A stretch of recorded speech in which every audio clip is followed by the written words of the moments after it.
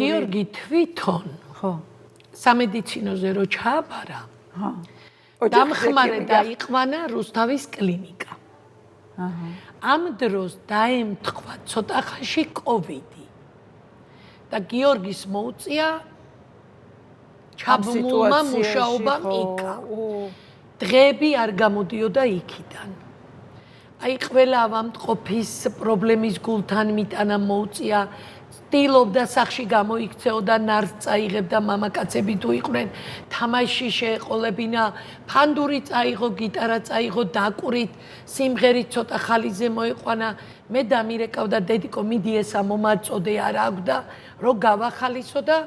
აი ამ სიახლოვემ თვითონ კლინიკაში შექმნა ის ყველაფერი რომ ღიმილაგიოს ეძახოდნენ რომ მაინც სიცილით უპასუხებდა ყველაფერში მაგრამ დედიკო რო სტენდიანი და შაქრიანი ყავს